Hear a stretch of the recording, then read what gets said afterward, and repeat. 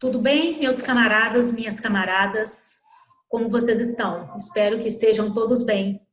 Esse é o programa Ponto de Vista e meu nome é Simone.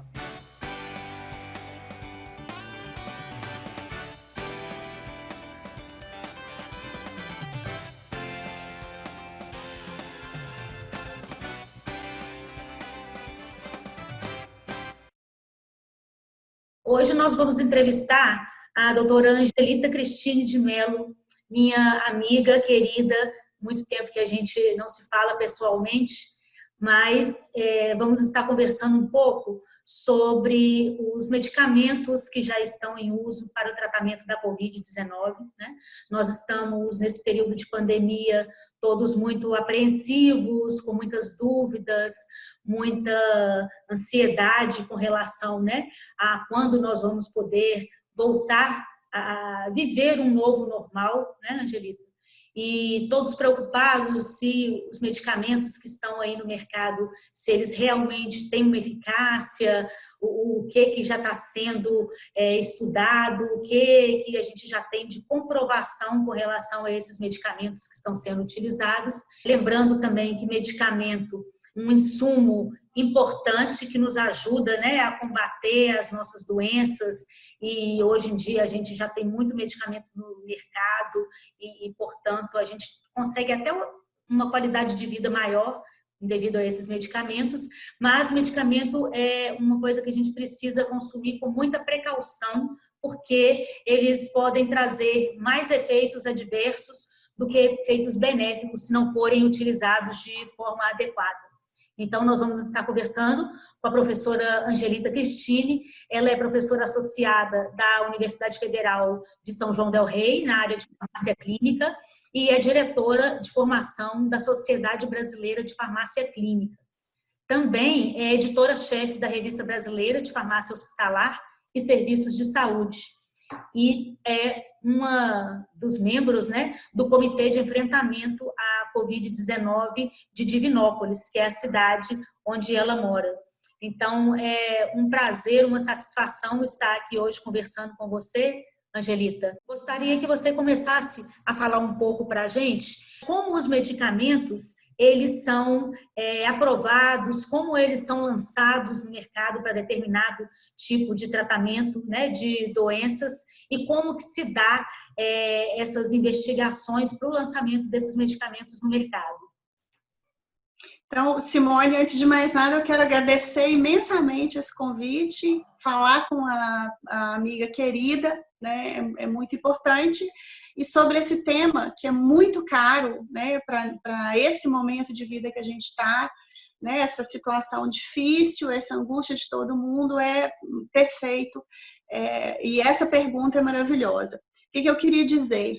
Para se lançar um medicamento no mercado, há um investimento altíssimo do ponto de vista da indústria farmacêutica, se gasta muito dinheiro, né, em torno aí de 1 bilhão de euros, a estimativa média, e um tempo de 10 a 12 anos para se fazer esse lançamento. E por que disso? Né? Então, quando a gente imagina que alguma coisa seja eficaz, seja efetiva para tratar alguma doença, né? Então, ou porque tradicionalmente se utilizava aquela planta ou aquela substância, ou porque alguém achou algum efeito, alguma ação daquela substância que poderia ser útil naquela doença. Então, eu tenho um potencial de ação terapêutica de uma dada substância, eu vou fazer um primeiro momento que eles chamam de ensaios pré-clínicos.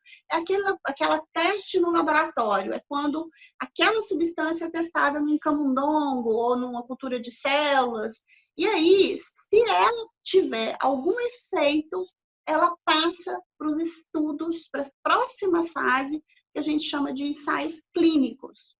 Nos ensaios clínicos, elas serão testadas em humanos. E para esse teste em humanos, a gente tem 3 fases, né? Então, na experiência do mundo de lançamento de medicamentos, se eu pegar 10 mil substâncias que têm potencial terapêutico e testar em laboratório em animais, desses 10 mil, só 250 moléculas, só 250 substâncias é que passam para os testes em humanos.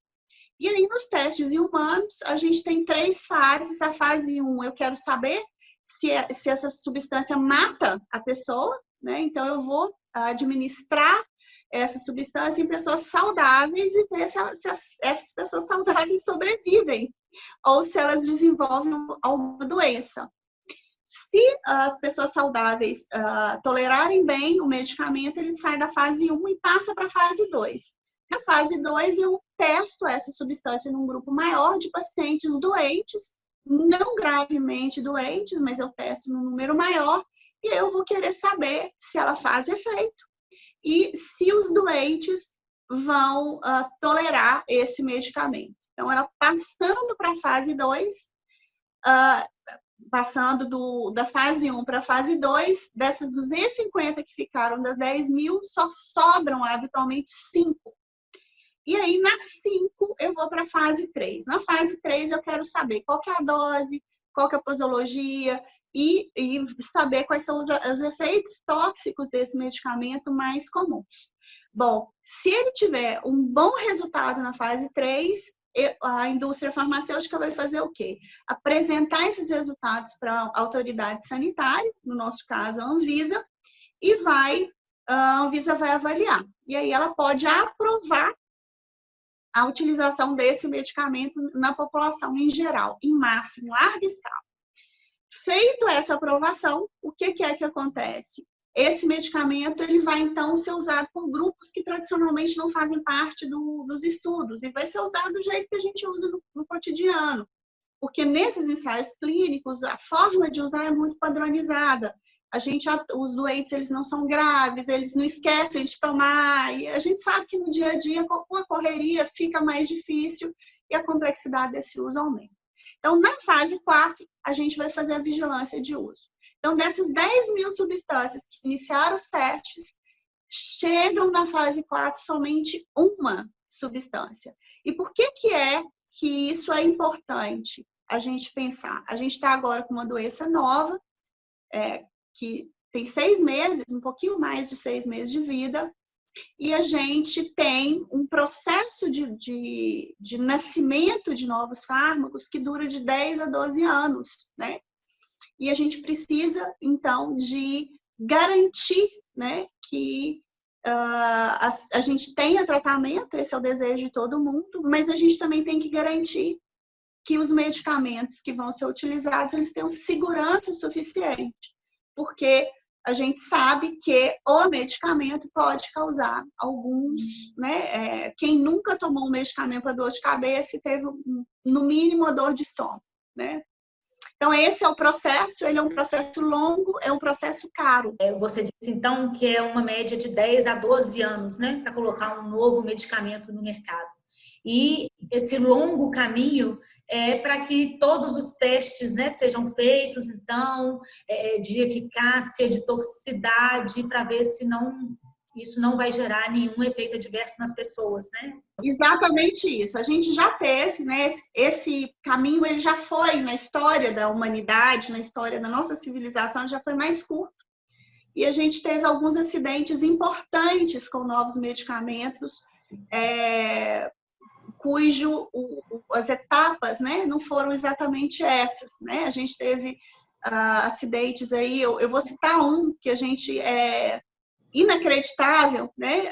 Na década de 1960, mais ou menos, entre 50 e 60, a indústria farmacêutica descobriu, a gente estava no boom da descoberta de anticoncepcionais, e ela descobriu um novo anticoncepcional, que eu não vou citar o nome aqui, porque a gente está falando para a população em geral, e ele era bem eficaz. Fizeram testes rapidamente e ele rapidamente entrou no mercado. E aí, o que aconteceu? Cerca de 6, 7 anos depois, as mulheres que usaram esses anticoncepcionais, e eles eram muito eficazes em relação à anticoncepção, quando elas terminavam de usar o anticoncepcional e engravidavam, quando elas engravidavam de meninas, as meninas, né, quando desenvolviam 8, 9, 10 anos, bem como essas mulheres, 10, 15, 20 anos depois do uso desses anticoncepcionais, elas desenvolviam câncer de colo de útero e precisavam de tirar o útero. Então, a gente teve um acidente, esse é um dos grandes acidentes da história de lançamento de medicamento no mercado. Imagina o impacto na sociedade de uma geração inteira de meninas que antes da idade fértil, ou no inicinho da idade fértil, precisou de ser esterilizada, né? Elas precisaram de retirar o útero. E uma geração inteira de mulheres que precisou de retirar o útero.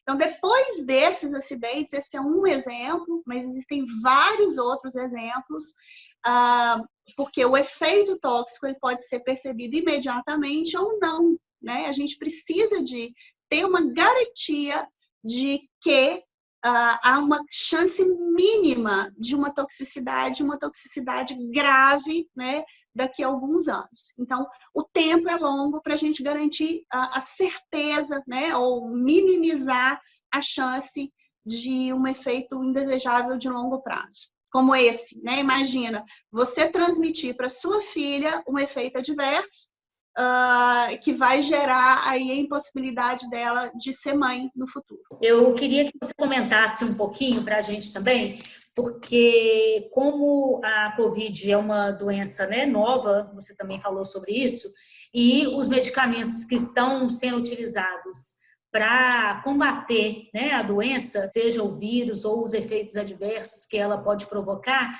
eles já são medicamentos que já estão no mercado, né, que já passaram por todas essas etapas de testes clínicos e pré-clínicos que você comentou, e de novas drogas a gente ainda não tem, né, nenhuma nova droga sendo utilizada, nenhum medicamento novo, a não ser esses que já estão no mercado. Né? E aí eu queria que você falasse um pouco para a gente também desses medicamentos que estão sendo utilizados, né, para a Covid-19. Você que é farmacêutico, trabalha com farmácia clínica, qual é a sua opinião sobre a utilização desses medicamentos, tanto pelos profissionais de saúde, né, que utilizam esses medicamentos de forma controlada, né, com protocolos bem estabelecidos nos hospitais, para as pessoas que já se encontram em tratamento, e também para as pessoas que são leigas, né? Não entendem de medicamento, muitas vezes fazem um uso inapropriado desses medicamentos, porque ouvem, né, de um amigo ou de um vizinho que ouviu falar que tal medicamento é bom para a Covid. Inclusive, a gente tem visto isso, né, na mídia diariamente, infelizmente, né, de pessoas totalmente leigas indicando medicamentos para serem utilizados contra a Covid. E eu queria que você falasse um pouco, Angelita, qual é a sua visão enquanto farmacêutica com relação a isso? Haja vista que medicamentos eles são para ser utilizados com uma finalidade, não é para poder ficar sendo utilizado por qualquer pessoa e para qualquer tipo de tratamento sem uma recomendação médica. Bom, Simone, então, em relação a isso, a primeira coisa que eu queria dizer é o seguinte: infelizmente, apesar de todo o desejo que a gente tem, neste momento, a gente não tem nenhum medicamento que passou por todo o processo e está aprovado para utilização, tanto em tratamento quanto em prevenção. Então, nós estamos em uma situação em que qualquer medicamento utilizado para tratamento ou prevenção de Covid-19 é o que eles chamam de off-label. O que é o uso off-label? É um uso não autorizado, não aprovado daquele medicamento para aquela finalidade. Então, isso o uso off-label é considerado, a princípio, um uso que não é racional. Nós estamos em uma situação atípica. Por quê? Porque é uma doença muito nova. Existem medicamentos que estão em teste, desses que estão sendo utilizados, que são promissores, né? Existem alguns antivirais que são promissores e a gente deve ter um antiviral que está já na fase 3 de estudo, que deve ser lançado, aprovado no mercado para uso na Covid-19. Muito eficaz. Um medicamento. Bom, fora isso, então no mundo inteiro, nesse momento, não tem nada aprovado. todo mundo está usando off-label. E isso é um problema, por quê? Porque o uso off-label, ele não foi testado. E a gente está falando, por exemplo, de medicamentos, eu vou citar um exemplo, que é a ivermectina, que o uso é muito pontual para os tratamentos que ela tem aprovação, mas que a forma de uso, como está sendo proposta para a Covid-19, é muito diferente disso e, por consequência, a toxicidade é muito diferente. Semana passada, nós tivemos uma internação aqui no hospital, num dos hospitais da cidade, de intoxicação por ivermectina. Então, só para vocês entenderem, é um medicamento bem seguro, do jeito que ele é usado, para as doenças que ele tem aprovação, mas ele não tem uma segurança adequada para tratar a Covid-19. Então, nesse panorama, a gente tem medicamentos que são promissores, entre esses, um antiviral, que vai ser usado em uso restrito hospitalar para pacientes graves, ok? Estou falando paciente em leito hospitalar ou em UTI. A gente tem, dentro de 6 meses, mais ou menos, 1 ano, a gente vai ter vacina aprovada, isso é perfeito para prevenção. Fora isso, a gente tem outros medicamentos que usam off-label e que os testes ainda vão demorar, mas que parecem que vão ser eficazes. A gente tem, por exemplo, medicamentos que controlam, que não agem especificamente sobre o vírus, mas controlam o processo inflamatório que ele causa, que são eficazes. E a gente tem um grupo enorme de medicamentos que eu preciso de... Desculpa, gente. Um grupo enorme de medicamentos que têm sido colocados no mercado, feita a propaganda que não tem eficácia, que não terá eficácia, mas que tem uma toxicidade muito grande. Entre eles, eu posso citar a hidroxicloroquina, cloroquina, ivermectina e muitos outros. Esses não têm eficácia e podem causar intoxicação nos nossos entes queridos, nas pessoas que tomam isso, seja para prevenção ou seja para toxicidade. E essa não é uma opinião minha, essa é uma conclusão que a Organização Mundial da Saúde chegou, que aqui no Brasil a gente tem Sociedade Brasileira de Infectologia, Sociedade Brasileira de todas as sociedades da área clínica se posicionaram contra, né, essa utilização. Então, eu concordo com esse posicionamento, mas esse não é uma posição minha, é uma posição de qualquer um que tem conhecimento da área. Muito bem. E é importante a gente frisar aqui, né, que não é porque nós estamos torcendo contra ou porque nós não gostaríamos, né, de ver algum medicamento aprovado, muito pelo contrário, né, nós somos farmacêuticas, nós estudamos muito tempo sobre os medicamentos, sabemos os efeitos adversos que eles podem provocar, mesmo com indicação para determinado tipo de doença, como eu falei, eles podem provocar reações adversas, né, porque eles vão estar sendo metabolizados, vão estar em contato com outras células no nosso corpo. Então, medicamentos são para ser utilizados quando há necessidade e com prescrição médica.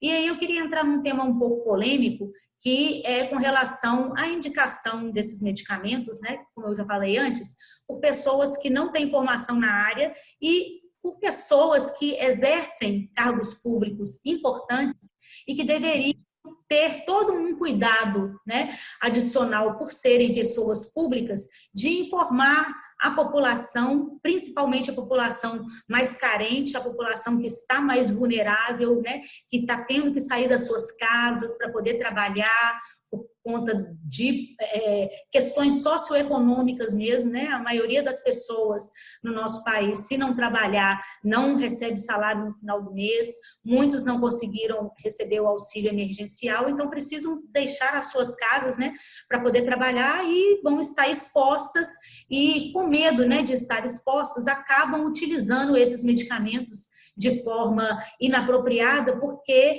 ouvem as pessoas falando, inclusive pessoas públicas que deveriam estar preocupados com a vida dessas pessoas. O que você acha disso, Angelita? Eu acho que a gente tem algumas consequências em decorrência disso. Primeiro, gente, em qualquer área, seja saúde ou qualquer outra área, quem pode prescrever alguma coisa é o especialista, né? E aí a gente está falando dos farmacologistas, dos farmacêuticos, eu não estou falando prescrição, mas avaliar se é adequado ou não, são os farmacologistas, os farmacêuticos, os médicos. É essa a categoria profissional que tem condições de dizer se é adequado ou não. Eu jamais vou pedir a um médico o que eu devo fazer para consertar a minha internet. Não tem sentido, eu tenho que ir num técnico de informática para fazer isso. É muito claro para todo mundo. Eu não vou pedir a um médico para construir uma casa. Quem faz isso é o pedreiro e o engenheiro. Então, é óbvio que a gente não deve ouvir pessoas que não são da área. Essa é a primeira questão. A segunda questão, e aí esse é o meu conselho para todo mundo que está ouvindo o seu canal. Não ouçam quem não é da área. Mas mesmo entre as pessoas da área, frequentemente a gente tem bons profissionais e profissionais que às vezes não estão tão atualizados assim. Então, ouça mais de uma opinião, né? Na dúvida, ouça mais de uma especialista. É o que a gente faz no cotidiano mesmo. Bom, e quais são as consequências disso? A gente tem consequências gravíssimas. Primeiro, a pessoa está gastando dinheiro dela para adquirir um medicamento que não vai fazer efeito. Bom, é jogar o dinheiro, literalmente, dar descarga no dinheiro. Essa é a primeira questão. A segunda questão é que, além de não fazer efeito, ele pode causar problema, né? Pode causar intoxicação nessa pessoa. Acabei de citar o caso de uma pessoa que precisou de internação e de bloco cirúrgico em decorrência de uso de ivermectina.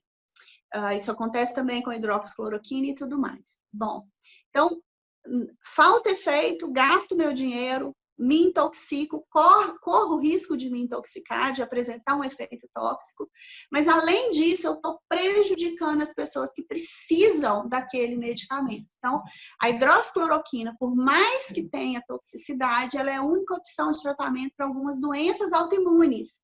E o que está acontecendo? A gente está vendo um desabastecimento para aqueles pacientes que são de uso crônico, por exemplo, que tem lúpus eritematoso e outras doenças crônicas, em decorrência desse uso que não é eficaz. Então, além de não fazer bem para mim, de eu ter um desperdício econômico, eu estou prejudicando as pessoas que têm um potencial efeito daquele medicamento. A gente realmente precisa de pensar o que é que nós temos de medida eficaz para prevenção de Covid-19? Distanciamento social, higienização de mãos, uso de máscara, é isso que é eficaz. Isso que é eficaz. Neste momento, a vacina será no futuro. E se eu manifestar a doença grave, existem medicamentos que são de uso restrito hospitalar, não são vendidos na farmácia, pela segurança deles não ser tão grande assim, que vão ser empregados no hospital. Então, o leigo que está no ambulatório, que está indo e vindo de casa, a gente não tem nada hoje do ponto de vista de medicamento que ele deva usar. Você falou aí das vacinas também, né? Então, o que nós temos de mais eficaz hoje é o isolamento social, né? Então, nós temos que nos conscientizar disso. A responsabilidade é de cada um de nós, né? Se cada um fizer a sua parte, a gente consegue fazer com que o vírus ele não se dissemine, que a gente tenha uma capacidade de chegar a um tratamento mais eficaz, né, para essa doença, inclusive as vacinas, que a gente sabe que tem muitas vacinas que já estão em desenvolvimento. Queria que você falasse um pouco para a gente também sobre essas vacinas, né? Como você trabalha com farmácia clínica, não sei se você tem alguma informação, tem a vacina de Oxford, né? E essa que está no convênio com a China, que está sendo produzida pela Fiocruz. Podia falar um pouco para a gente a respeito dessas vacinas? Você acha, né? Na verdade, a gente espera que elas cheguem logo ao mercado, né? E principalmente em quantidade que atenda a toda a população, né? Porque se ela chegar num valor muito alto também não vão ser todas as pessoas que vão ter acesso a ela. E qual a sua opinião a respeito disso? Bom, então tem uma iniciativa mundial, na verdade, uma tentativa no mundo inteiro, organizada pela Organização Mundial da Saúde, para que a gente consiga encurtar o prazo, o tempo de desenvolvimento dessas vacinas, e a gente já tem bastantes vacinas em fase final de desenvolvimento, mas é isso que você disse, a gente precisa que elas estejam disponíveis para o mundo inteiro ao mesmo tempo. Então, a gente tem algumas barreiras aí a serem vencidas. Uma dessas barreiras é o custo, a outra é a capacidade de produção mundial. Não basta produzir doses para imunizar 1% da população mundial. Tem que produzir doses numa quantidade que a gente consiga imunizar o planeta inteiro ao mesmo tempo. Mas essas vacinas, né, se a gente for pensar bem, elas não são garantia de que a gente está livre dessa doença definitivamente não. A expectativa dos especialistas é que a gente vai precisar de ter ciclos contínuos de vacinação, como é para a influenza, né, para a gripe. O H1N1, que as pessoas comentam, todo ano tem uma vacina diferente. Por quê? Porque esses vírus, eles sofrem mutação. Então, o vírus que causou a infecção esse ano, na verdade, nesse momento, a gente tem mais de 6 tipos diferentes de coronavírus circulando no mundo. Então, o que acontece? Essas vacinas, elas vão ter que ser reaplicadas continuamente ao longo dos anos aí para frente. Então, Angelita, eu gostaria de te agradecer imensamente por essa disponibilidade, né? O seu carinho, todo o seu entendimento, né? Para poder estar conversando com a gente sobre esse assunto. Eu também espero que a gente consiga perceber o quanto antes, né? Que a gente precisa entender que nós estamos num momento grave e quanto mais rápido a gente entender essa situação e assumir as nossas responsabilidades, mais rápido a gente vai voltar a viver um novo normal. Não vai ser fácil, estamos todos apreensivos, mas precisamos, cada um de nós, assumir a sua parte, né, nessa história, para que a gente evite que mais pessoas morram de Covid-19. Infelizmente, nós estamos vendo, né, no nosso país e até outros lugares no mundo, e especialmente aqui no Brasil, que é o país onde a gente vive, que nós tivemos tempo para poder estar se organizando melhor, para poder enfrentar essa pandemia. Vários especialistas no mundo inteiro mostrando a gravidade e que a gente precisava se preparar, mas, infelizmente, nós não conseguimos fazer isso. Os governos que estão à frente do país também, muitos deles irresponsáveis, não levaram a sério essa doença e nós já temos quase 80 mil mortes no Brasil, né? E mais de 2 milhões de pessoas que foram infectadas. Então, a gente precisa realmente se alertar para o que está acontecendo, ficar atento a todos os ensinamentos que essa pandemia tem nos trazido e fazer a nossa parte para que a gente possa tentar viver num mundo mais humano, mais digno para todos nós, porque, infelizmente, a gente ainda está no platô da pandemia, a gente não sabe ainda quando a gente vai ter uma vacina, quantas pessoas mais precisarão pagar com suas vidas, né, pela irresponsabilidade desses governos que estão aí. Então, a gente precisa realmente parar para poder pensar sobre isso e tomar uma atitude, né, atitudes sérias que cada um de nós tem que tomar, inclusive de cobrança ao poder público, de tomar as medidas necessárias e urgentes para que mais pessoas não venham morrer por causa disso. Então, eu gostaria que você fizesse, né, as suas considerações finais e já agradecendo mais uma vez de coração por todos os seus ensinamentos e por seu carinho. Eu que agradeço, Simone, muito obrigada. E eu queria, essa última fala sua, ela é muito importante. a forma com que o gestor público conduz faz toda a diferença entre a gente ter uma situação que é grave, mas está controlada, e viver realmente um caos, né? Eu tenho a felicidade de estar numa cidade em que o Comitê Municipal de Enfrentamento ele é muito ativo. A gente, apesar de ter tido o primeiro caso do Brasil, aconteceu na nossa cidade, estamos, neste momento, né, o Brasil inteiro com os leitos hospitalares quase todos ou colapsando ou acima de 80% de ocupação, os nossos leitos Covid estão em torno de 46%, 50% de ocupação. Ou seja, o papel do gestor municipal, o papel do gestor estadual, ele é muito importante para que a gente consiga fazer isso. Claro que ele é um elemento chave, mas a gente precisa de chamar atenção a responsabilidade da população, né? Cada um precisa de entender que isso é sua responsabilidade, né? Usar máscara quando está saindo, fazer as higienizações de mãos, né? Ao sair e ao voltar, ao chegar no trabalho, ao voltar para casa. E tendo algum sintoma, realmente procurar a autoridade sanitária e se colocar em isolamento. E tanto quanto possível manter o distanciamento social, porque há pessoas, há profissionais que não têm condição de manter esse distanciamento. Muito obrigada, Simone. Estamos aí e desejo, né, que a gente consiga passar por essa situação que é desafiadora. Eu não acho que ela é ruim. Eu acho que a gente precisa só de mudar esse ponto de vista. Ela é uma grande oportunidade para a gente, enquanto civilização, ir para um próximo patamar de desenvolvimento humano. É isso, Angelita.